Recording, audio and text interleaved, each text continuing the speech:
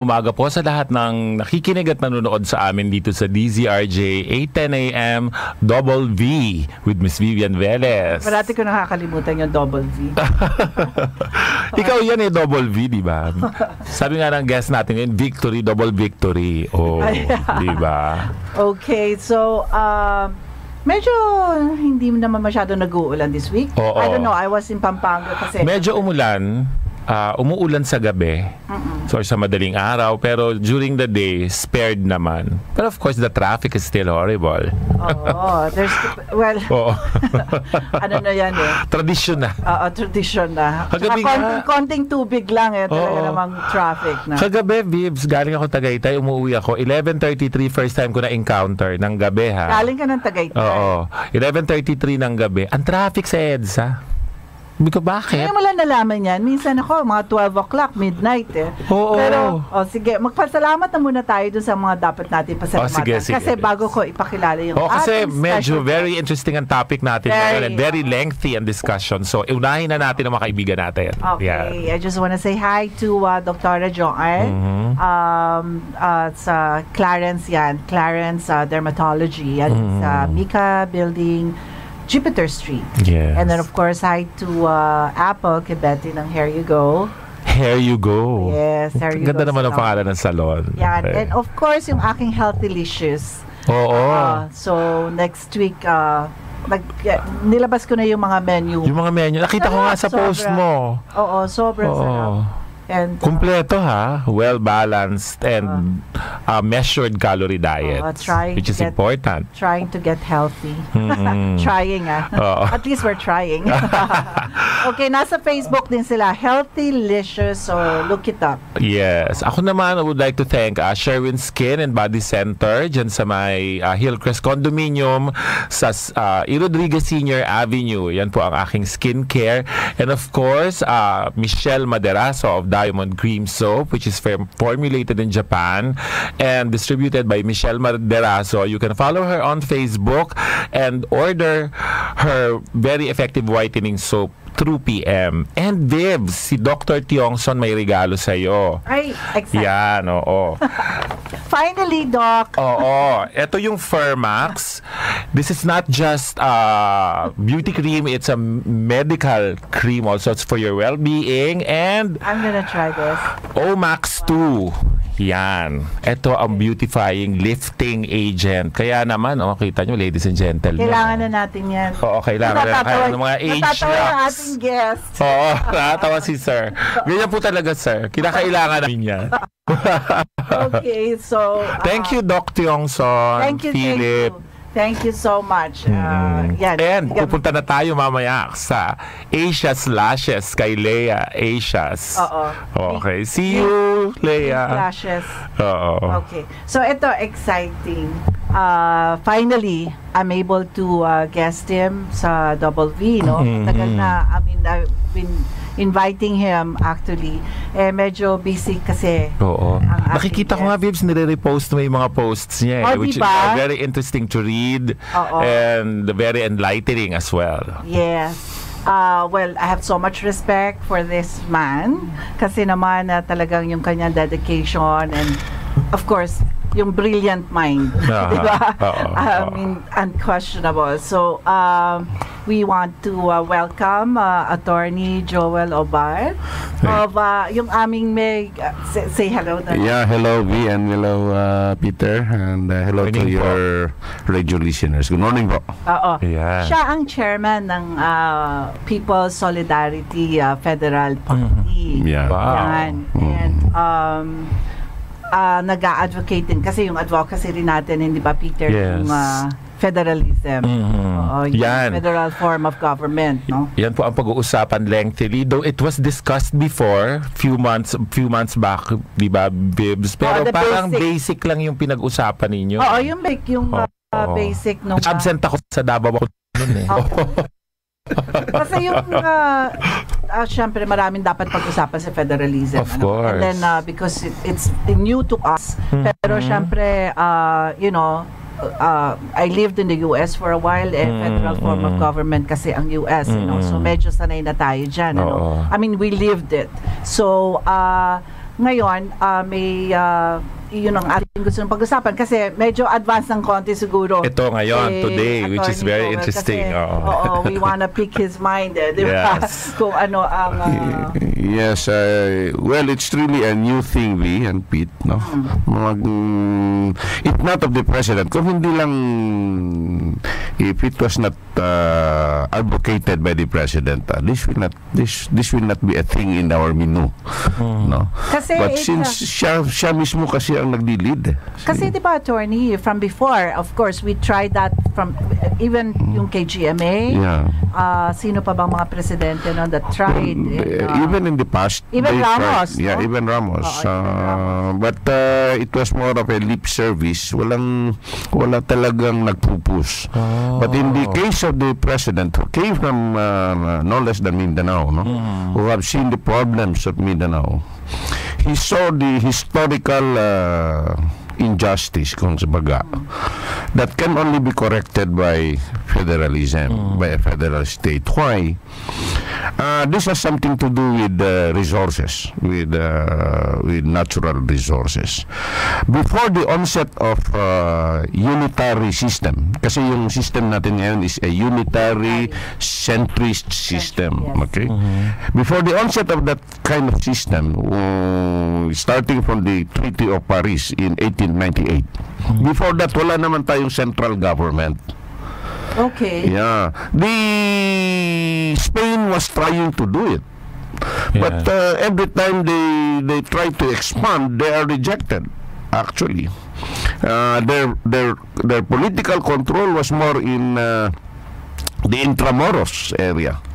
So, although they adopted a very clever way of getting the Filipinos to their side, and they used the cross. Okay. They use the church. That we cannot deny because there are churches all around the country. But politically speaking, wala talaga nila na they were not able to subjugate the other parts of the country. And this is what our Muslim brothers, yun ang hinanakit nila. Because all of a sudden, when the Treaty of Paris was signed in December 10 of 1898, all of a sudden, nasama sila. Yun, as the Treaty of Paris is a peace treaty between Spain and the United States. Okay. And Spain ceded the entire country to the United States. Ang feeling ng Muslim Mindanao and even in the Cordilleras is, bakit mo nyo kami isasama? We are not under your control. You see? So, sinama tayo dun sa treaty.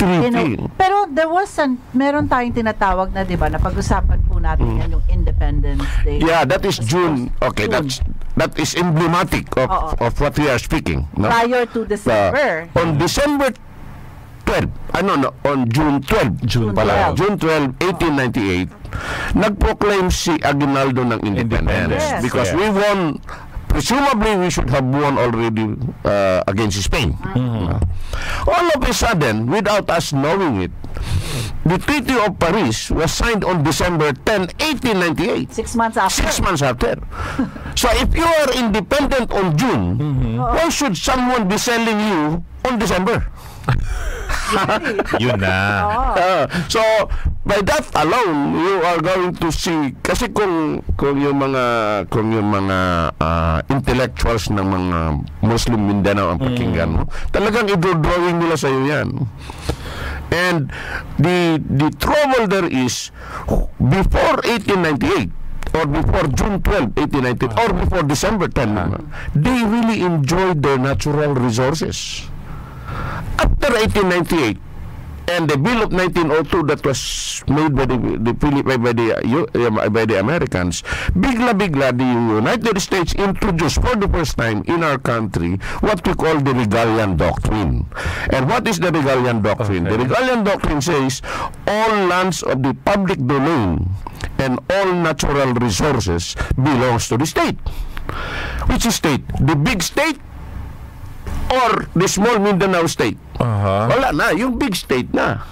Yes. So inagaw, ang feeling nila, naagawan sila ng natural resources. So from the Spanish regime, To America. America. Oh. Ano eh. Parang na blindsided ang Pilipinas dahil sa Those ginawa Treaty ng of Amerika. Paris. The Treaty of What Paris. Spain failed to do in 200 years by a mere stroke of the pen, Yes. Okay. America got it. Yeah. Yun ang nangyari dyan. And so, So we tama si Presidente, kung hindi natin ibalik sa Mindanao or in any part of the country their dignity by owning their own resources, hindi talaga titigil yung away. This is Peter. Kasi parang naging separatist yung naging desisyon di ba? Kaya nabubuksan din ito kasi history is really a big part. I mean, if we need to move forward, parang yung sinasabi ni Attorney Joel, if we need to move forward, kailangan malaman muna natin kung saan tayo nanggagaling. Diba? So ngayon, ang ano dito is really naumpisahan na naman yan. But, you know, I was with nung nagka-campaign pa nun si Presidente, di ba? He will always talk about history. Yeah. Oo, yung, and then, yung, ito na naman, yung kanyang sa SONA, yung Balingiga Bell. Bells. Yung Balingiga Bells is actually when he was asking it to be returned, no? Ang dating sa akin, or of course my biases on federalism, no? Yes. Ang dating sa akin is, and having worked with him during the elections, during the campaign and up to now, ang Balingiga, the demand for the return of the Balingiga bells is symbolic of what he is saying. I-return din ninyo yung ninakaw ninyo sa amin. Yeah. Symbolic of the Balingiga bells. So that's basically it. And one of it is to go back to bring back the ownership of our natural resources to as near as possible to our people who owns it in the first place.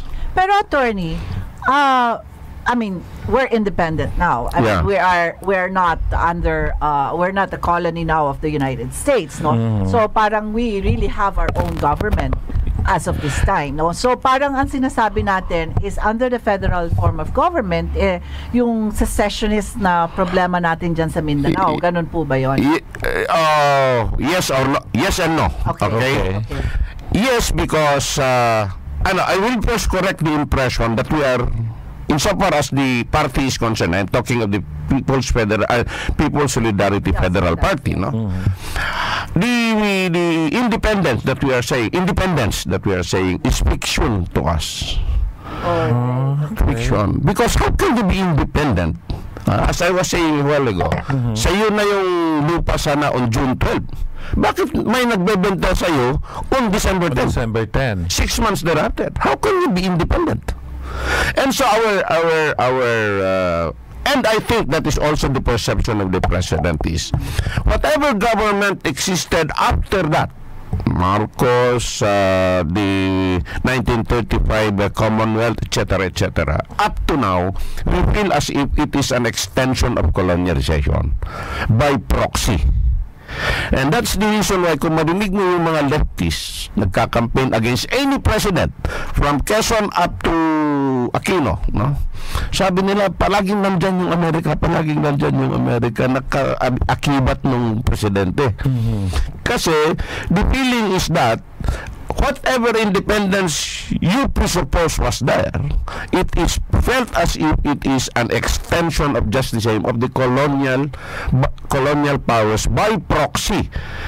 Meaning kasi ang nangyari dyan, the 1935 Constitution was given by the United States, the Commonwealth, no? Yes.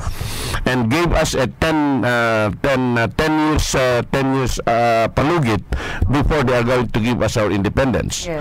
However, that was interrupted by the Second World War, by 1940 to 1945. And that's the reason why we have another Independence Day on July 4, 1946. which is the July 4 of the United States. Yes, the Friendship Day. Which makes the June 12 very anomalous. Diba? If you are independent on June 12, why will you be given another independence on July 4? Kaya nung na-realize ni President Garcia, I think, or President Macapagal yan, sabi niya, wag yung July 4, balik natin sa June 12. 12. And so this change of Independence Day in the past is emblematic of whether we are independent or not. So the Constitution that was made in 1935, it was actually changed in 1970. Yeah, by Marcos. By Marcos. Oh. Diba? And then another Constitution In was 1987. Yeah. Oh. So noong 1972, marami bang nabago doon? Marami naman in the sense that Marcos was trying to go towards not federalism, parliamentary system. Yes. Kaya lang, alam mo naman si Apo nung araw, while he wanted a new constitution, he wanted to retain his legislative powers just the same. So habang nag-session ng Congress, he is still exercising the presidential decree powers. Parang alam ko na lang ating Prime Minister was Cesar Virata. Cesar Virata. Minister, no? What, President, in fairness to the old Apo, no? Talagang he has a vision for the country, and wanted it to be on his own. But there came a time when health was not really in his favor anymore, and it was topsy-turvy already. But anyway, going back to federalism, no? This is the idea, that is the background why we are going to federalism, to return the resources to as near as possible to where it belongs. Kasi yung federalism, yung doctrine of yung doctrine of the Regalian doctrine. The Regalian doctrine is one thing that has to be modified or reconfigured. If you do not make a state, you cannot give them the right to own their property, the resources. So, in order to make them a state, it should be a federal form. Kasi under the unitary form, kasi parang ang nangyayari, like yung mga resources mo in the provinces, let's say if you have mining, or any industry, say copper, kunyari, or industry na doon sa probinsya, kasi ang hatian dyan is 80-20, like 80% goes to the central. And then 20% na natitira sa'yo. So, in other words, baliktarin mo ngayon. Ang federal form is talagang binabaliktad. 80% goes to the state or region, tapos 20% na lang sa central government. Kasi one of the features of federalism is sharing of resources. Okay. Sharing of resources. Pero baliktad. Mas malaki doon sa state. We'll go back to that kasi talagang importante yan. Those are the things that important points. Kailangan mga important points kung bakit ina-advocate, kaya may advocacy tayo tungkol dyan sa federalism. But maghahanap buhay muna po tayo. Ito ang DZRJ 8:10 AM. TriMedia, ang himpilan ng bawat Pilipino.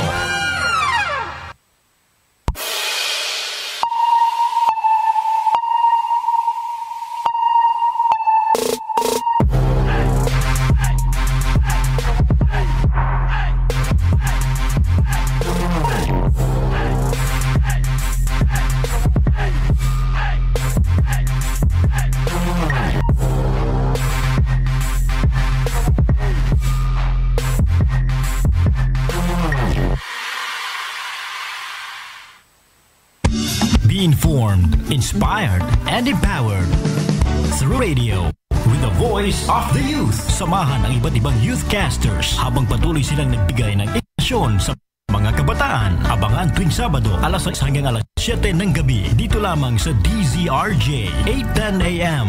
TriMedia, ang himpilan ng bawat Pilipino. Sa mga hagdan, elevator at fire escape, maliban na lamang sa mga itatalagang enclosed area bilang smoking zone, sarado at may buffer zone. Lalong bawal manigarilyo sa mga lugar na fire hazard katulad ng gasoline station. Bawal din manigarilyo sa lahat ng pribado man o pampubliko, maging sa mga lugar kung saan nagsasagawa ng aktibidad para sa mga kabataan. At lalong bawal manigarilyo sa mga lugar kung saan naghahanda ng kaya ng mga designated area, lugar na sa madaling ang paninig iwas ka sa pala mula sa TriMedia. ang Bawat.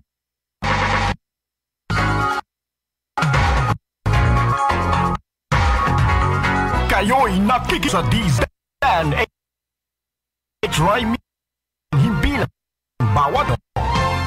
This you by TriMedia Incorporated.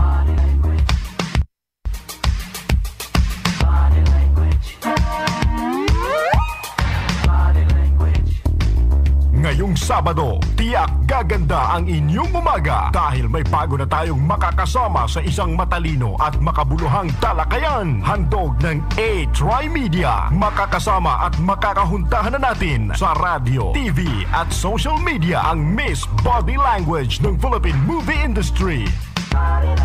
Si Miss Vivian Velez. Body Language! Live dito sa DZRJ 8:10 AM. Ang Double V sa DZRJ. Vivian Velez, the beauty and brain. Vivian Velez. Kasama si Peter Serrano dito sa Double V.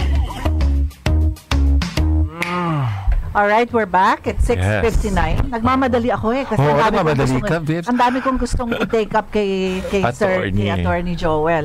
Okay, so pinag-uusapan din natin kasi yung sinasabi nga natin yung mga advantages of having a federal form of government. No? Pero umpisahan muna natin yung framework. Yes. Kasi we know for a fact that it's not going to be that easy kasi there's going to be a multi-step process, no? Yes, and a lot of resistance coming from politicians. Number one. Oo, pag-usapan natin yan. Okay, pero let's do it on, parang i-browse lang natin on, pinag-usapan na natin yung last time, no? Kung paano natin uumpisahan. Of course, they talked about, kasi there's 3 ways, the People Initiative, Constitutional Convention, and Constitutional Assembly. Okay. Napag-usapan yon, di ba, Attorney Joel, na nag-agree yata ang House, no, of Senate and Congress and also our President to do it a Constituent Assembly.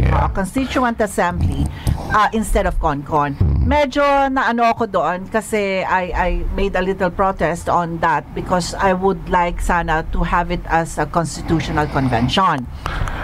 There's a big difference, no? Yung People Initiative, nangyari na yan noon. Kay Raul Lambino, kay Attorney Raul Lambino. He tried that. It did not succeed. Kasi medyo mahirap ang People's Initiative. Okay? So, I think you need a may presentation. I forgot actually. But there is a percentage. But question, Vibs, bago nila hiningi yung People's Initiative, in-educate ba muna nila yung mga tao? Kasi pero naman, but because that was pushed by Gloria Macapagal Arroyo. She was for it. And then she said, okay, go ahead. And then let's do it if we can come up with numbers, no? Pero maraming question yan, umabot pa yan sa Supreme Court. Anyway, it didn't happen. So now we're back to 2, which is the Constitutional Convention, the CONCON, and the CONAS, the Constituent Assembly. Now, the Constituent Assembly, yun ang pinag-usapan nila ng ating House, no, and also with our President, is going to be Constituent Assembly.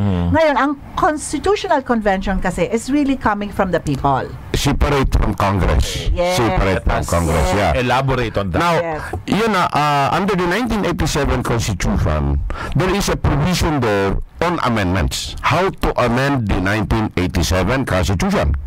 And there are only 3 ways. Yung sinabi po nga ninyo, CONAS, CONCON, or initiative. Okay, Attorney, let me, kasi there's a question on amendments and revision. Kasi there's 2 ways. Kasi may dalawang ibig sabihin ng amendments and revision.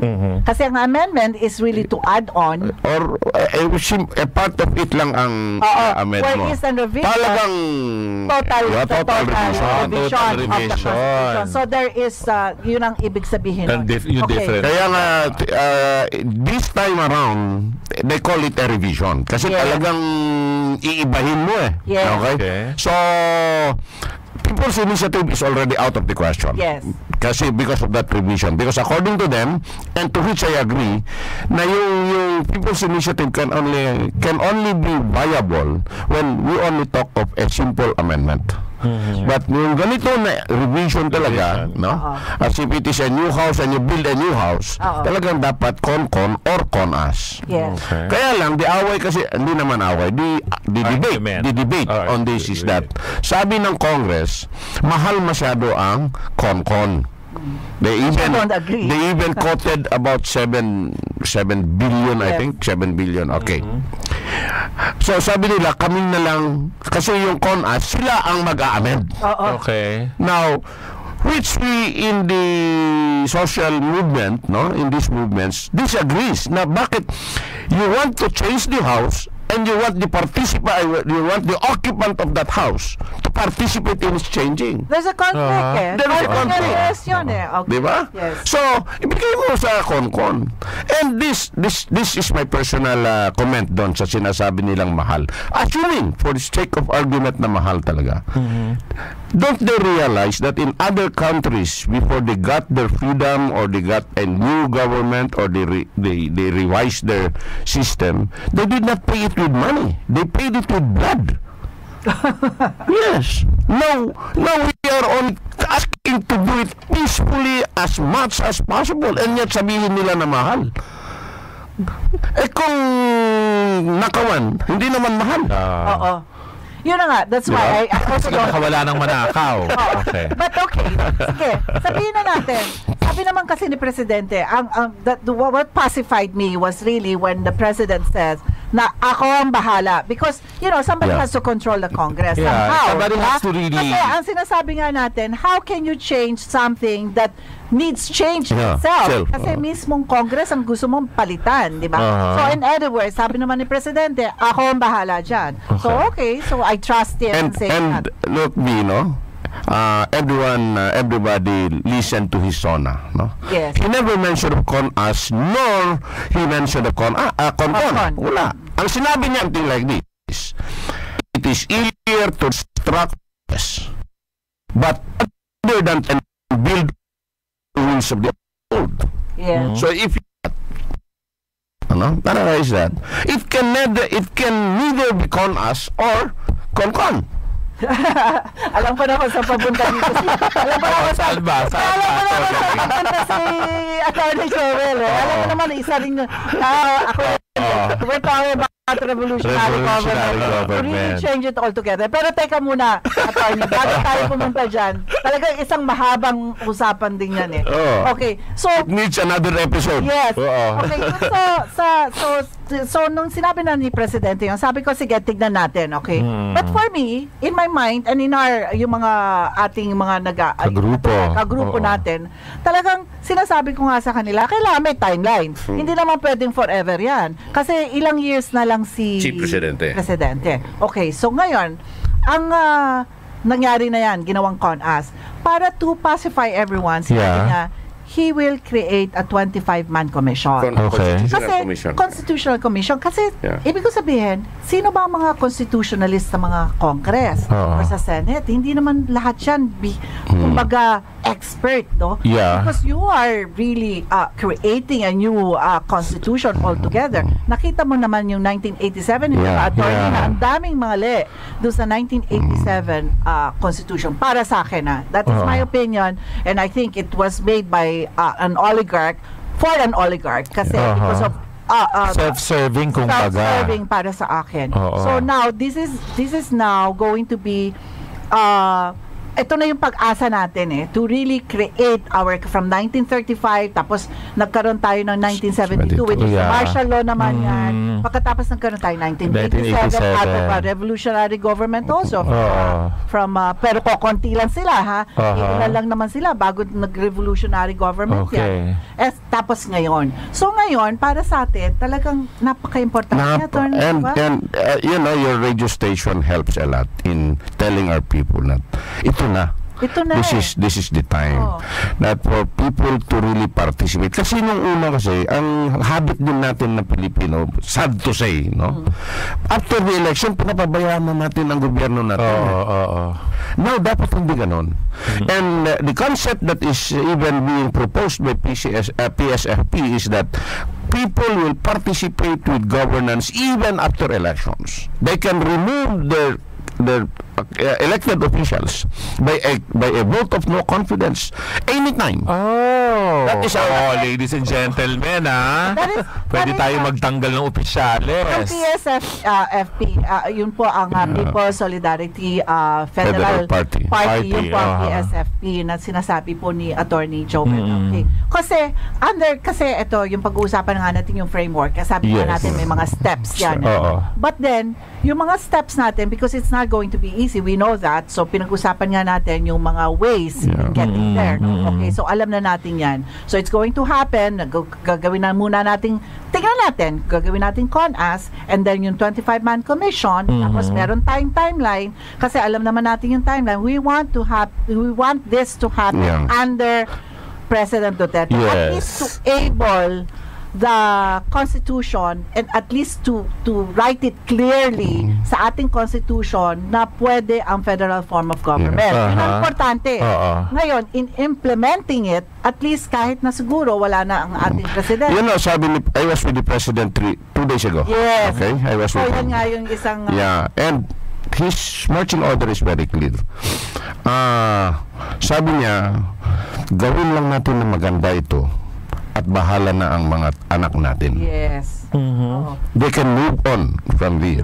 Kasi, meaning to say, he realizes also the hard fact na we cannot finish this. No. Ang daming process. The process. So sabi niya, let us just put the structure in. Yes. The framework. Then let our children move on from there. Yes. So kasi yung, na-touch ko sa kanya nung, bahala na yung mga anak natin. He wants to give our children political freedom and cultural integrity. Yun. So yung structure, at least yung framework, yun yung kailangan natin bantayan at yun ang talagang kailangan kasi at least within that framework, parang yung blueprint nun, bahala na silang maglagay kung ano yung mga, kung paano aayusin. Kasi kung talagang pag-uusapan natin yan, maghapon tayo pag-uusapan natin kung paano natin gagawin yung structure. Pero sa akin na attorney, para sa akin, doon sa framework na yan, is dapat may mga preconditions, di ba?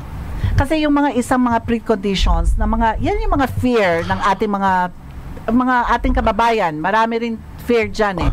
Like for instance, yung political dynasty. Yan. Kasi ang federal form of government, paano po tayo magkakaroon ng mga state kung ang mga political dynasty yun yung sinasabi, I mean, cut you there, no? Sabi ni Presidente, it's not enough to federalize. We have also to reconfigure.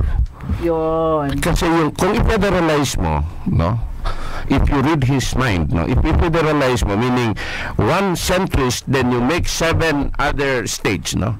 But copy the same system, you will just be multiplying the corruption and the feudalism and the warlordism, etc., etc. So if ganun din lamang din, no? We better stay with the present centrist. Because the devil you know is better than the devil you don't. Diba? Totoo yan. So, sabi niya, it's not enough to federalize. Ang minis ng Congress or anybody who is advocating this is his word reconfigure. Why he says reconfigure? Because the configuration of our centrist system now is colonial configuration. Which means because of the Treaty of Paris, the laws that arose from it, no, that came out from it, like the Bill of 1902, the Land Registration Act, the Public Land Act, etc., Mining Act, etc., etc. Don't you know that the 1902 Bill of 1902 are consisting of 87 sections. 67 sections of that is on natural resources, giving it to the foreign master. You see? So, and that is carried over up to now.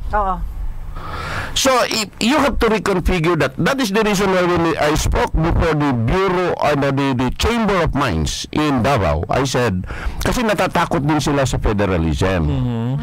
Kasi they have their existing contracts, di ba? Kung ma-federalize yan, di ibang gobyerno naman dun sa locality.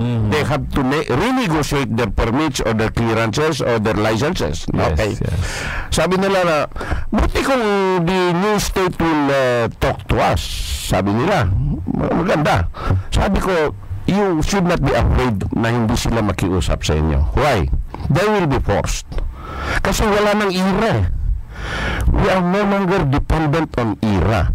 They will be dependent on their own resources. Yes. So they will be forced. They need to compete. Kasi otherwise wala kang pera.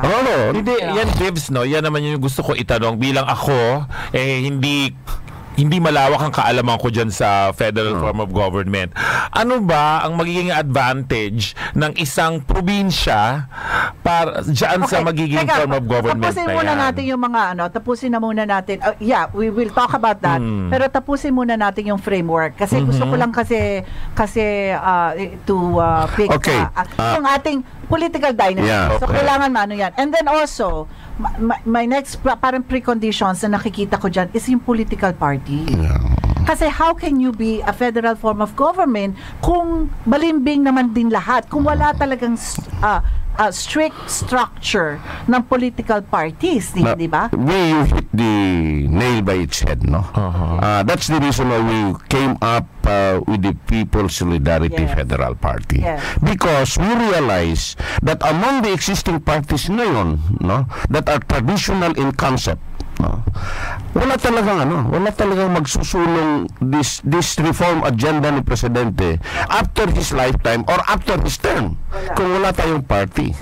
Because yung structure natin maiba Like I was telling in our coffee talks with B one time, I told her yung balot natin maiba na. Your barangay captain, your Senate representative to the Federal Senate, and the President na lang. Because ladderized na itong sa state government. Makikialam na yung kapitan until the president, until the state president, until the state, we call, in our proposal, we call him the deputy president. Okay? Because we wanted that the power to remove is not above but at the ground level. Para yung tao will always be concerned of their elected officials. Participative talaga.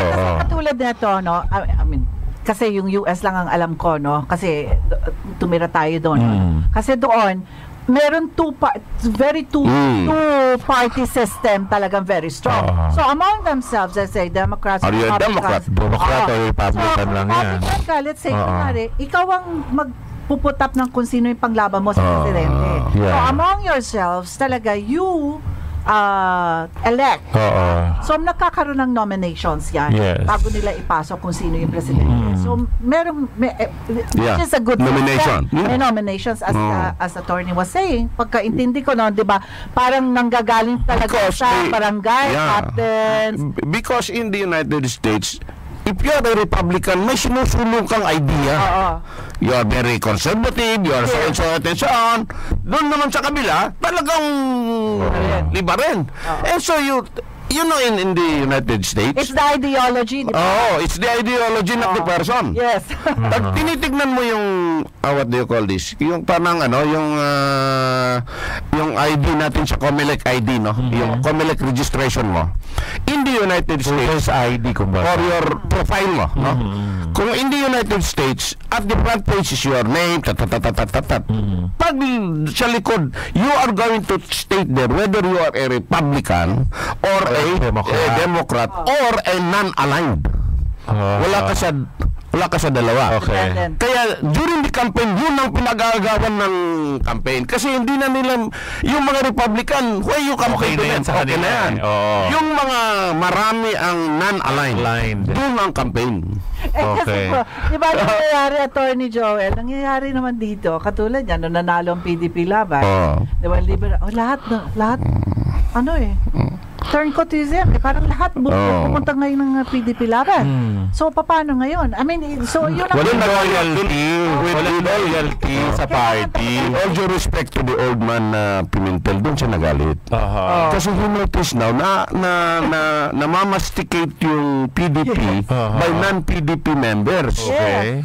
While if you become a member, nandito ka lang sa ordinary person, you go through a certain process. Itong mga taga-Congress na LP na naglipatan, hindi man lang sila nagpirma kung ano-ano, basta lumipat na lang sila, nag-take out. You see? And so, anyway, ito yan very Pinoy. Kung saan malakas dun tayo, tara. See, these are the things that we really want change. Kasi nga, because if we need to change everything, then we need to change the structure, the framework. Also, isa pa, attorney, na precondition is the COMELEC. Paano yan? And the local government code. Together with the revision of the Constitution, talaga yung election code natin and the local government code has to really be revisited. Kasi dun ang reconfiguration Okay. Bakit po ang COMELEC? Bakit po ang COMELEC? You know, from the first time after the war, talagang ano na yan, corrupted na talagang elections natin. Okay. Don't you know, if you read the history of Congress, okay po. When Congress reconvened after the Second World War, you know their first act, for them to be paid their back wages for job they did not do. You see, ang galing, that was the first act, and so that culture was given up to the president. Namana na. So, sabi ni Presidente, and tapusin na natin ito. We have to reconfigure this. And I am very touched by the President, yung concern niya for the unborn. Yes. For the future generation po yun. Our children's children. Okay, so babalikan natin yan, yung concern ni President sa to the unborn. Okay. Ito ang DZRJ 8:10 AM. TriMedia, ang himpilan ng bawat Pilipino.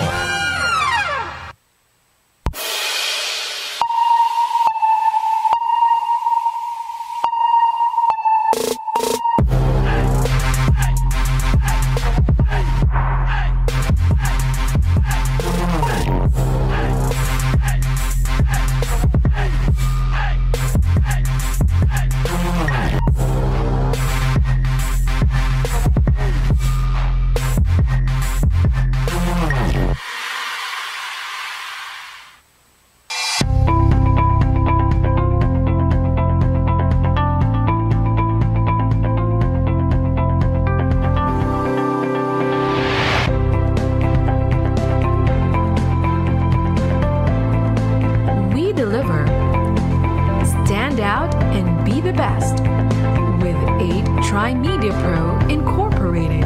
Your way to infinite possibilities.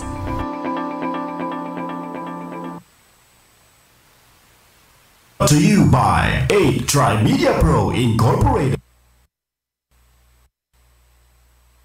Kulang yung 1 hour mo. Okay, we're back. We're back. Are we back? Okay, it's 7:21. Medyo excited tayo. Kasi Heated talagang, up discussion. So, ang naiwan natin, Vibs, yung sinabi ni attorney na yung concern to the unborn. Yun na naiwan natin. Ano po ang sinabi ni Presidente tungkol Sabi niya, hindi natin matapos ito within our the labor pains, the birth pains of changing our government will have a gestation period.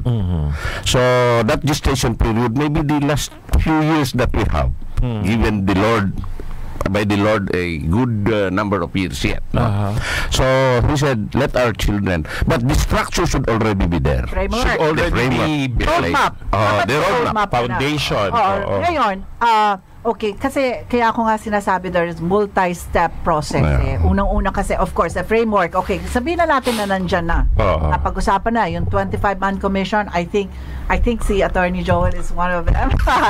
And then, of course, yung ating mga kaibigan. Mga kaibigan din natin. Nambino, I think, would be one of them. And some others really advocates federally. Yeah, I was suggesting if you recall si former Chief Justice Renato Puno. I think it's gonna be one of them. Yeah, and I was about to tell the President na limutan ko lang na siya na lang because we want him to be the chairman. The chairman of the kasi because Chief Justice, and he is very bright, no?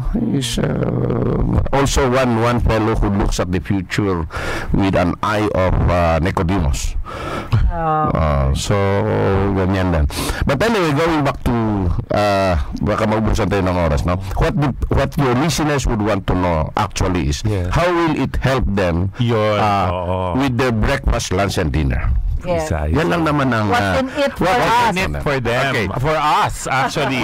Mahabang explanation dyan, but I found a way to explain it in a shorter way. Please, sir. You know, the GDP of mining industry ngayon is 0.8%, the gross domestic product contributed by mining industry. The GDP contributed by OFW is 8.9%. Wow. So ang laki. Okay. But if we go to federalism and the mining industry will fuel the industrialization of the states, no? Mababaliktad yan. Tataas yung GDP ng natural resources, bababa yung GDP ng OFW. Kasi mag-uwian na yan. Mag-uwian na yan. So that answers why, and apart from that, if you bring home our OFW with good work job in our country, that will also solve the social cost of OFW. On broken families, children unattended to, etc. Yes. So you can just imagine the result. So the job opportunities will bring the food to the table of our poor.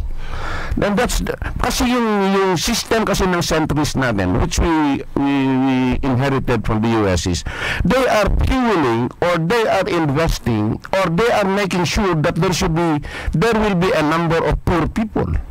They make sure.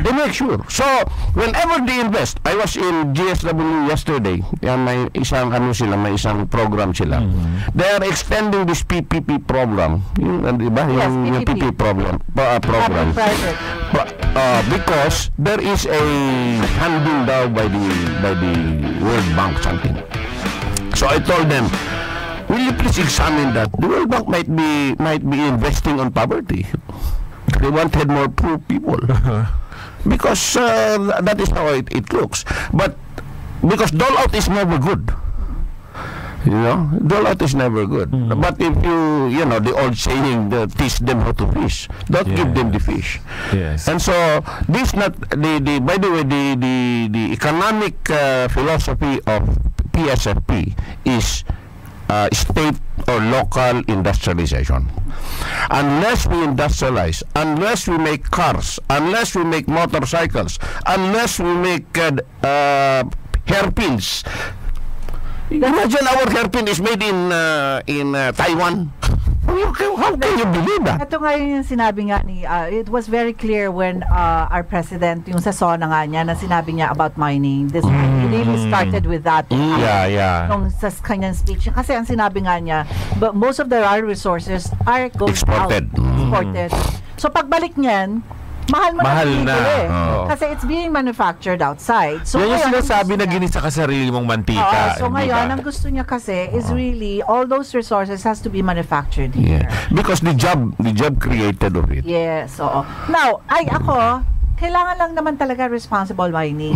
And pwede naman talaga as long as talagang walang umaabuso at talagang binabantayan yung ating mga resources at binabantayan yung to sustain it. Diba? Kasi Doon mo kailangan si Gina. kailangan naman. I think okay naman sa ating secretary si Matu, I think he's going to be a very strict secretary, he means business also. Pero yun yung mga advantages, no? Meaning, yung ating mga resources hindi talagang lumalabas. I mean, but I'm sure kailangan kumita yung mga investors natin. Kailangan naman sila rin kumita. Hindi natin sinasabing huwag kayong kumita, di ba? Pero kailangan controlled, di ba? So anyway, also aside yung mga advantages, of course, yung mga resources natin, aside from that is really bringing the government because there are to the people. There are four basic features of federalism. Number one is power sharing. Power sharing, because there are powers left still with the federal government, and there are most of the powers of government are already downloaded to the state. Ang maiwan lang sa taas will be, I can name 6 or 5, no? 1, armed forces. Second, internal defense, police. Third, maybe immigration, foreign affairs, and maybe education. All the rest downloaded to the non. That's number one. Judicial. And even the judiciary, maliit lang na bagay yan. But so power sharing, the next one is return of resources. That's the most important. Yung sinasabi natin kanina. The third one is respect for indigenous cultures and tradition. You let the Igorots rule themselves. You let the Muslim subject. Okay. And the third one is, so matutal nito will be development. And I put another D that encompasses all the three, is political and cultural dignity. You give these people their dignity. You give them back their lullabies. You give them back their history. You give them back their playing of guitars in the Visayas. They will be proud. Kasi yung nakakalimutan natin, so because of progress, na yung mga culture, yung mga kultura natatanggal na rin. Napapalitan ng, like, na-displace yung ating mga minority, the mga aborigines. They are displaced, or they are moved backward to, no? Then this is my concern. Natatanggalan sila ng bahay, kumbaga. And that is the most difficult challenge and hurdle when we move to the realities on the ground. That's the reason why I asked one of our supporters na nasa academy to please look into what you have in the States, yung Bureau of Indian Affairs. Yes. Very effective yan. Very effective yan. Because even if we federalize, baka naman lalong matutuloy yung displacement ng lumads, no? The indigenous peoples. Na they are so familiar with the natural resources that they have protected it for many centuries, and yet ipupus mo sila. No? If not of them, those natural resources are not there. So the difficulty here, like in the Cordilleras, wala silang land title na iniisip na private ownership, no? Because their ownership is communal ownership. Why? Because of their culture. How can you own a land when the land survives you? It should be the other way around. The land owns you, not you owning the land. If you cannot take it to your grave, then it's not yours. You cannot own it. And that's the concept of the indigenous people. So emotional concept. And here you come with the American system of torrents title, nagiging kontra balakid dun sa kanilang kultura. And so how are we going to preserve that and yet be dynamic with our changing times, especially under the federal system? And so I asked Dr. Acomidoy, one of our supporters, who is a very, very academic, what do you call this, anthropologist, no? Will you please go back to, if you need to go to the States and study this, Yes. Yung Bureau, alam niyo Bibian yan? Yes. Yung Bureau of Indian Affairs. Meron na silang casino doon sa di ba?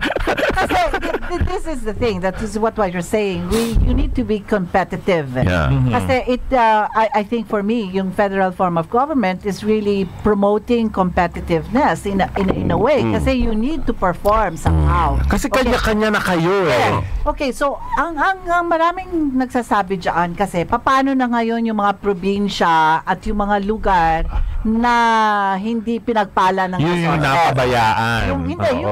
Kunyari, wala silang resources, o wala silang, may mga mahihirap tayong probinsya talaga. Marami. Diba? Sangkaterna. So, yun ang isa sa mga that's one of the fear. Kaya, in the PSFP, the party's proposal, may package of may package of subsidy up to makabangon siya.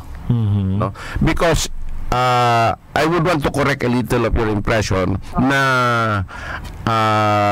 yung mga probinsya, may mga probinsya na walang resources. There is no province or That's what you were saying. I was surprised even in Cagayan, wala kayong makita dyan but all the while you see nila sa Cagayan, it has a deposit of power. No. Natural gas? That is more than the deposit of entire world combined. Okay.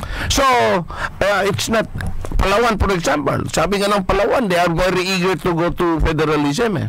Kami ang pinakamayaman, sabi ng Palawan. You go to Lanao del Sur or Lanao del Norte where the marshland is. Sabi nila, we will also be very rich. You see? Yeah.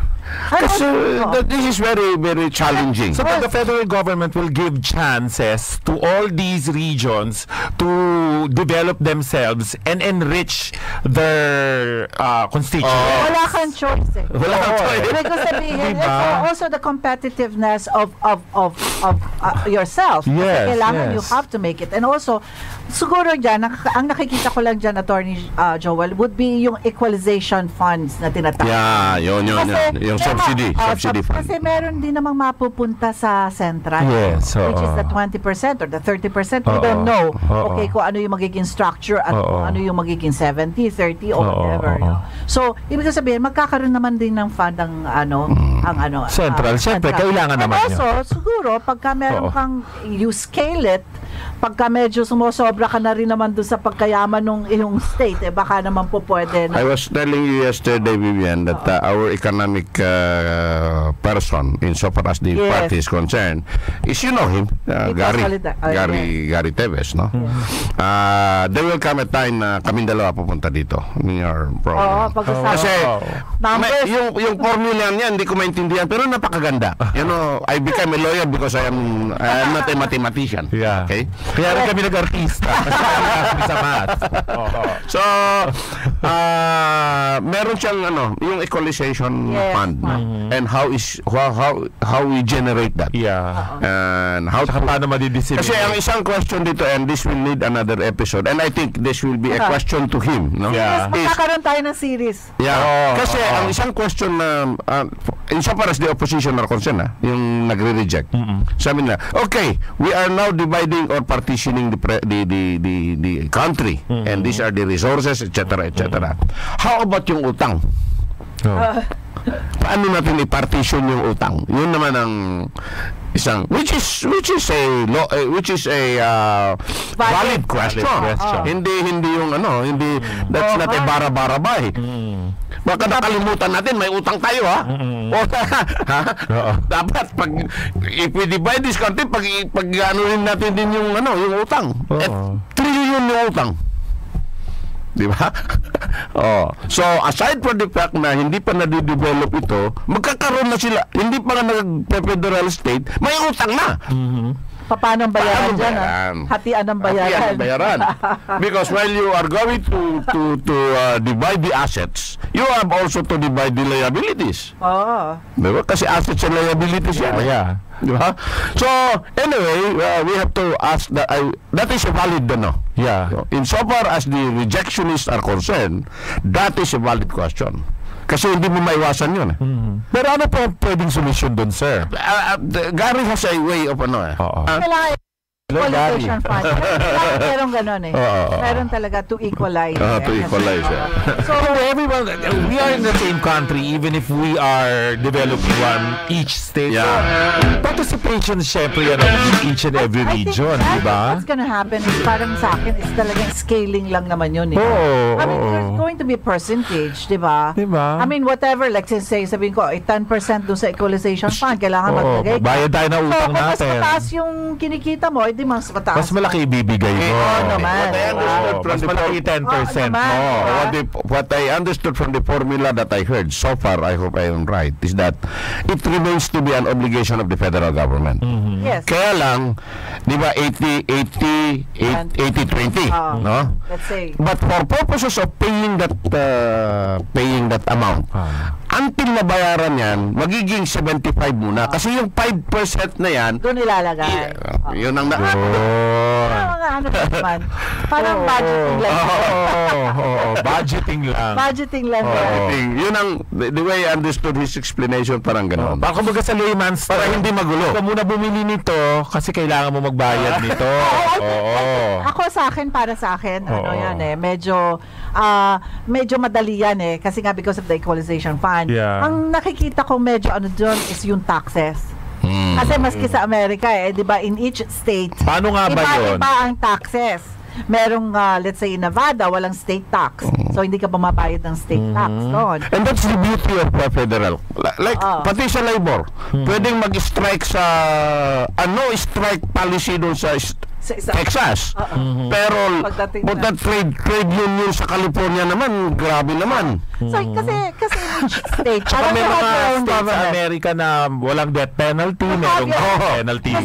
You have your own government. You have your own government. Kaya nga yung sinasabi nga ni Attorney Joel kanina, when it comes to really Mindanao, na alam naman natin na napabayaan ang gusto. Because of our centrist unitary system, no? Parang naging Imperial Manila, no? Lahat dito na lang. Pagkatapos kasi ang central ang nagde-decide kung saan ilalagay eh. Pero pagka medyo hindi ka kakampi ng posisyon ka ng presidente, yung iyong budget hindi ba cut down because that's the trouble with IRA. Yes.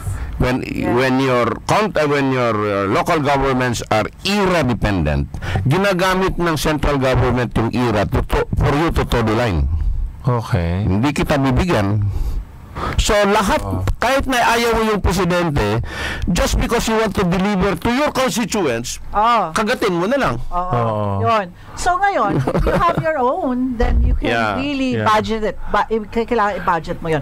Ito pang inaano ko is really yung Peter tsaka Attorney Joel is yung sinasabi kong taxes. Ang winawari ko rin naman kahit papano is papano ngayon kung yung isang, let's say, Central Luzon, ang sinasabi nila is one of the biggest magandang Central Luzon. You have the port, you have the airport already in system and all, no? Paano kung, doon ako titira. O di lahat ng tao. Dito tayo. That will be the tendency. Sandali ata, tayo, commercial muna. Babalikan natin yan. Talking about funds. Okay. Ito ang DZRJ 8:10 AM.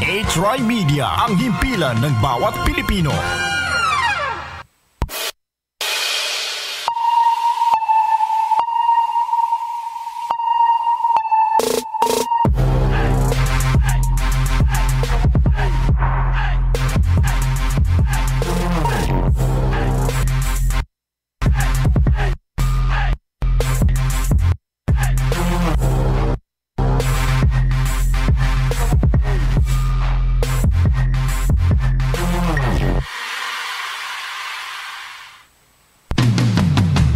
Makibahagi sa bawat talakayan, ihayag ang inyong reaksyon sa mga programa ng TriMedia sa aming mga social media accounts. TriMedia-TV sa Facebook, TriMedia DZRJ 810 sa Twitter at TriMedia sa Instagram. Makiisa sa bawat programa ng TriMedia sa social media, ang himpilan ng bawat Pilipino. Nakikinig sa DZRJ 8 TriMedia, himpilan Pilipino. This brought to you by TriMedia Corporate. Alright, Alright, back on we're here. back. 7:42. Yes. Mamadali kami. Mamadali. Okay, yung pinag-uusapan nga natin yung taxes. Yeah. So, it's going to be different in any state. In every state, In every oo. state. Tapos, ang isa pang medyo madugo dyan is paano natin hahati-hatiin. Di ba, Attorney Oo, Joel? yeah. Kasi it's going to be by regions or I'm not... Well, if we have 18 regions as of now. 18, including the Negros Island region. Okay, that is where I belong. Negros Oriental and Negros Occidental combined. Now, under the proposal that the party has, there is a what we call cultural cohesion, no? North Luzon, Central, including Manila, then South Luzon, Bicol, Marindoque, Romblon, what is this now? Romblon, Marindoque, that up to Palawan.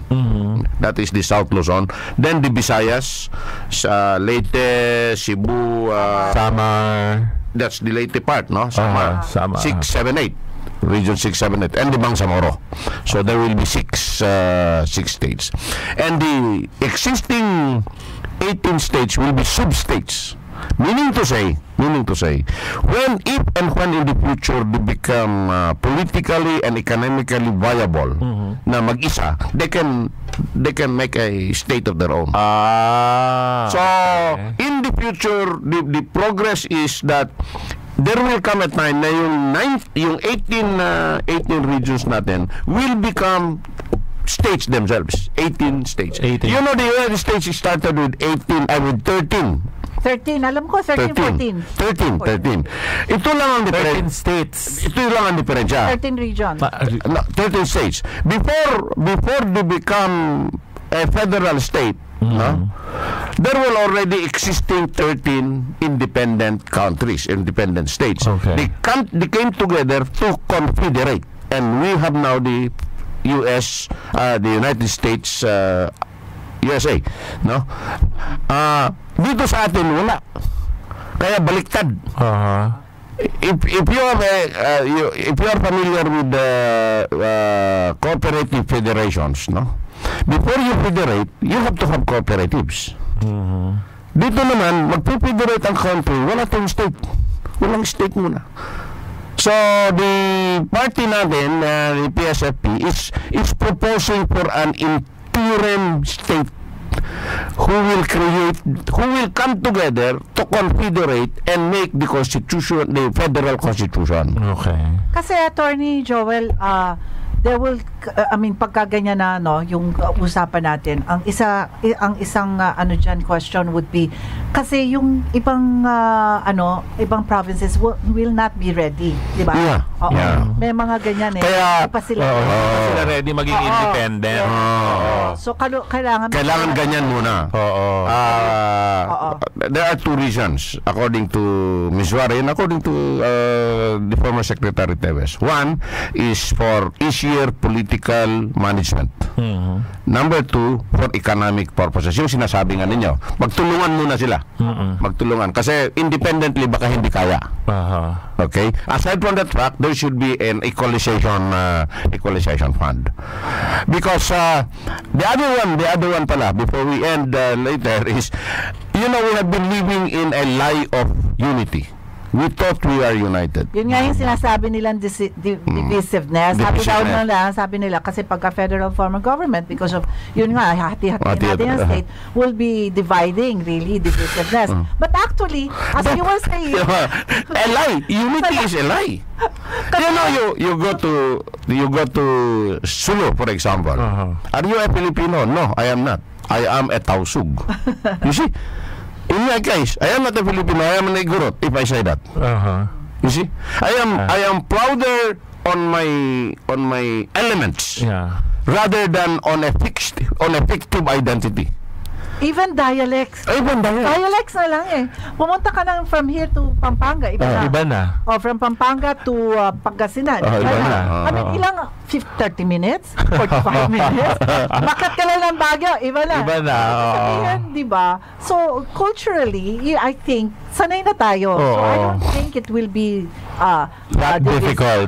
That difficult. Right. Ang problema ko lang, attorney, would be, what if, let's say, kunyari, kasi ang pinaka-ano dyan is really Mindanao. Diba? They've been asking for it for baka naman hindi na sila masatisfy eh. Yun yung sinasabi ni Presidente nung we were with him last night. Sabi niya kay Nur, because I was with Nur, sabi niya kay Nur, trabahuin natin dito. Basta ang gusto ko lang, good faith.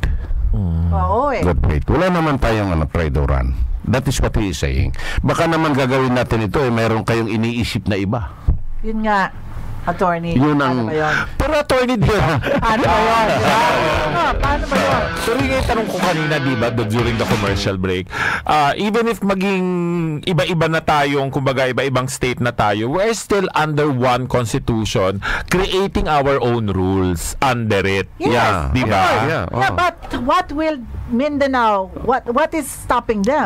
What will prevent them? What will prevent them? Kasi arms lang naman yun eh. Diba? We're only talking. Pero I think one of the safety guards ng ating magiging federal form of government is kasi ang presidente, hawak pa rin niya ang national defense. Yeah. That's the reason why... Hawak pa rin niya ang army, hawak pa rin niya ang... That's the reason why he does not agree for a second army. There is only one armed forces of the Philippines. Yes. Even under a federal system. Yes. Para US Army, isa lang naman yun sa federal form of government nila. Isa lang naman ang... Even, you have the, what do you call these federal sheriffs, no? Tapos, you have state police. State police. State police. Kung yung crime, FBI controlling on top of everything. if your crime is a state crime, walang pakialam ang federal police. It only becomes a federal crime if the crime is moving from one state to the other. Yes. The federal police comes in. Yes. That's basically it. Pero kung nandun ka lang sa isang state, walang pakialam ng federal. Unless it is drugs or there are crimes that will be identified or that will be enumerated as federal crimes. On national level, kumbaga.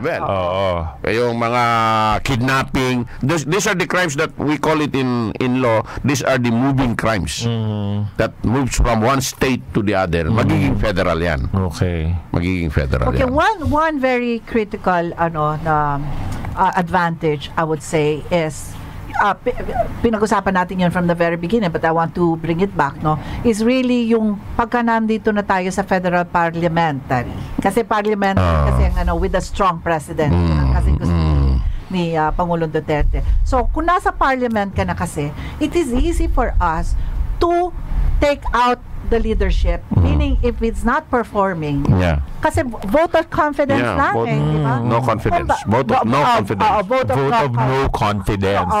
Walang silbi sa madaling salita. Kasi katulad natin, pagka elected ka, ombudsman ka pa. Hindi, saka 6 na taon. Kung hindi ka maaalis, kung hindi ka mai-impeach, I have to, talagang bear with you for another 6 years.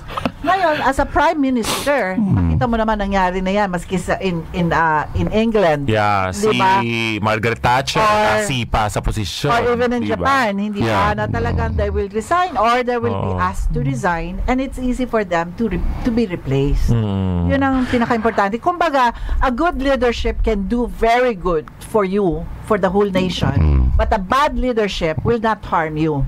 Kasi it cannot Pero pagka good leadership ka, lahat makikita. Kasi the power is being given to the people as well. Yes. Even after elections. Yes. Kaya yun ba, attorney, mapapractice pa rin ba natin yun? Even if wala pa tayo sa form of government na yan? Dapat yun ang i-institutionalize natin. Oo. Halimbawa ngayon, yung barangay captain namin walang kwenta. Pwede ko ba siyang tanggalin? Hindi, ganito, no? Election yung barangay captain. Kaya nga, there are many lies in the present system. Yeah. The present system says the barangay should be apolitical. Who told you not political? Kaya nga doon sa PSFP, we made it clear, it is political. Once and for all. Yes. Don't live in a lie. Because it is a lie to say that apolitical yung litchi na yan. Hindi naman. Hindi naman. Well, they are instruments of the mayor, instruments of the congressman. How can you say na? So, under the PSFP, clarify namin yan. Once and for all, it is part of the political system. Because that is what it is. But however, in order for it to be effective in participating in removing all of these people, if the time comes, we have to put a minimum educational attainment. Yun. Para tataas naman yung ladder, yung Hindi po yung Pilipino pwedeng kumandidato. Dapat magkaroon naman ng attorney. right. Ayun lang? Kahit wala ka namang kinalaman sa daigdig. Yung janitor ng Republic of the Philippines will have to be high school or college level. Pero yung magiging president natin, read and write lang. Yeah, weird. So, kailangan palitan na rin yan sa Constitution. Yeah, kailangan nag-aral. Kasi yun nga yung charter change. I mean, those are the things that we need to change. Yeah. Framework talaga ng ating Constitution. Talagang kailangan mapag-aralan ng gusto. Hindi kaya ako titingnan mo yung mga barangay. Maraming barangay captains na, my gosh. Ba't ka nandyan? May ginagawa mo dyan? Ito yung hard question eh. Magkakaroon ba ng barangay election?